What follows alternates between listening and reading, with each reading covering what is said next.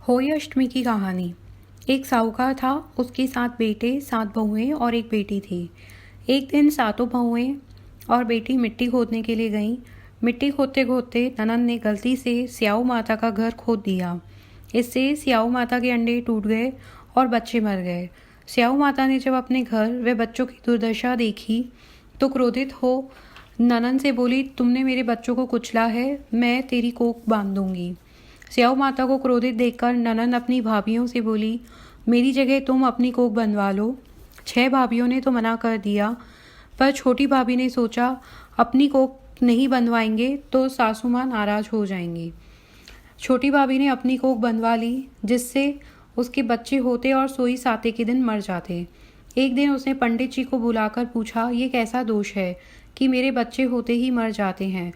तो पंडित जी ने बोला कि तू सुरई गाय की सेवा कर, वो स्याऊ माता की सहेली है जिससे तेरी कोख छुड़वा देने की। उसके बाद तेरे बच्चे जीने लगेंगे। वो सुबह जल्दी उठकर सुरई गाय का सारा काम कराती। एक दिन गौ माता ने सोचा कि आजकल मेरा काम कौन करता है, ये बहुएं तो आपस में लड़ाई करती रहती हैं। आज देखना चाहिए कि कौन सी बहू मेरा काम करके जाती है। गौ माता सुबह जल्दी उठकर बैठ गई और देखने लगी तो साहूकार के सबसे छोटे बेटे की बहू सारा काम करके गई।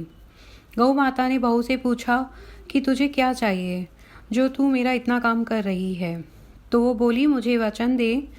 गौ माता ने वचन दिया। बहू बोली कि स्याऊ माता के पास मेरी कोख बंधी हुई है और वो आपकी सहेली है, सो मेरी कोख छुड़वाने में मेरी मदद करो।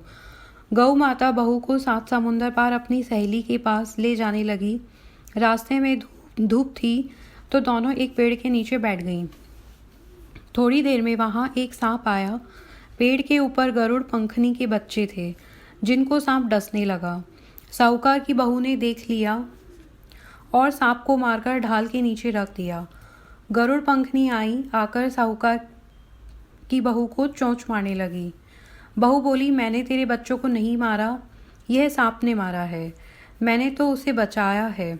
यह बात सुनकर गरुड़ पंखनी बोली, तूने मेरे बच्चों को बचाया है तो जो मांगना है मांग ले। बहू बोली, 7 समुंदर पार स्याऊ माता रहती है, मुझे उनके पास पहुंचा दो।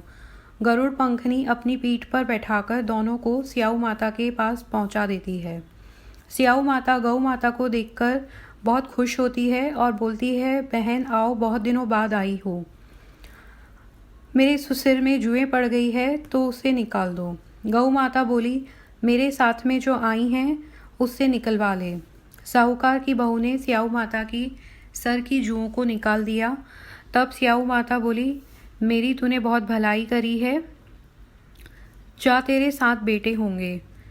तो बहू बोली, मेरे तो एक भी बेटा नहीं है, 7 बेटे कहाँ से आएंगे। तब स्याऊ माता बोली, क्यों नहीं है। बहू बोली, मेरे को आप पहले वचन दो। तब स्याऊ माता बोली, वचन दिया, अब बता क्या बात है। तब बहू बोली, मेरी कोख तो आपके पास ही बंधी हुई है। तब स्याऊ माता बोली, तू तो मेरे को बहुत ठग ली है, तेरी कोख खोलती तो नहीं लेकिन अब खोलनी पड़ेगी। जा, तेरे 7 बेटे और 7 बहुएं तुझे घर पर मिलेंगे। तू 7 उजमन कर, 7 होई मांड, 7 कढ़ाई कर। बहू ने जाकर देखा अपने घर तो 7 बेटे और उनकी बहू, सातों बहुएं बैठी थीं और बहुत धन हो गया।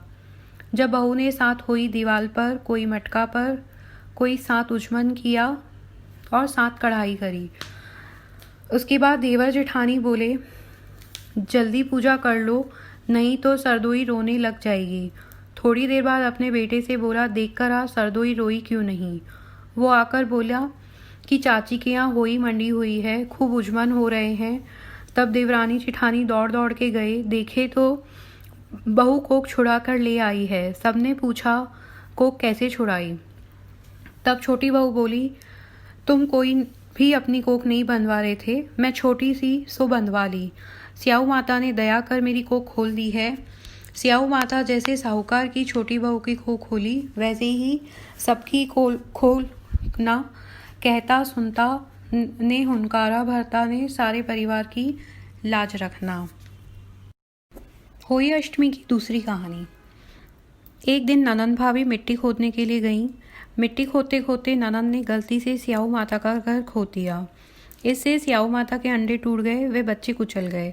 स्याऊ माता ने जब अपने घर वे बच्चों की दुर्दशा देखी तो क्रोधित हो गई और ननन से बोली, तुमने मेरे बच्चों को कुचला है, मैं तुम्हारे पति व बच्चों को खा जाऊंगी। स्याऊ माता का क्रोध देखकर ननन तो डर गई, पर भाभी स्याऊ माता के आगे हाथ जोड़कर विनती करने लगी तथा ननन की सजा स्वयं सहन करने को तैयार हो गई। स्याऊ माता बोली कि मैं तेरी कोख व मांग दोनों हरूंगी। इस पर भाभी बोली, माँ, मेरा इतना कहना मानो, कोख चाहे हर लो पर मेरी मांग मत हरना। इससे स्याऊ माता मान गई। समय बीतता गया, भाभी को बच्चा पैदा हुआ। शर्त के अनुसार भाभी ने अपनी पहली संतान स्याऊ माता को दे दी। इसी प्रकार एक एक करके 6 संतानें स्याऊ माता ले गई। वे 6 पुत्रों की माँ बनकर भी निपुती ही रही। जब 7वीं संतान होने का समय आया तो पड़ोसन ने उसे सलाह दी कि अब स्याऊ माता बच्चा लेने आए तो बच्चे को उनके आंचल में डालकर उनके पैर छू लेना, फिर बातों के दौरान बच्चे को रुला देना। जब स्याऊ माँ पूछे कि यह क्यों रो रहा है, तब कहना कि यह आपके कान की बाली मांग रहा है।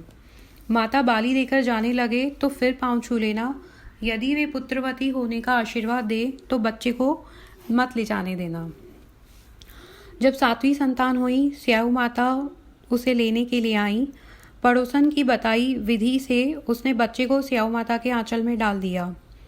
बातें करते करते बालक को चिमटी भरी, जिससे बालक रोने लगा। तो स्याऊ माता ने उसके रोने का कारण पूछा। भाभी बोली कि ये आपके कान की बाली मांग रहा है। स्याऊ माता ने उसे कान की बाली दे दी। जब माता जाने लगी तो फिर भाभी ने पैर छुए तो स्याऊ माता ने उन्हें पुत्रवती होने का आशीर्वाद दिया। तब भाभी ने स्याऊ माता से अपना बच्चा वापस मांगा और कहने लगी, पुत्र के बिना पुत्रवती कैसे बनूंगी। तो स्याऊ माता ने हार मान ली। यह कहकर स्याऊ माता ने अपने लट फटकारी तो 6 पुत्र भी जिंदा हो गए। भाभी ने अपने सारे पुत्र पाए तथा माता भी प्रसन्न मन से घर चली गई।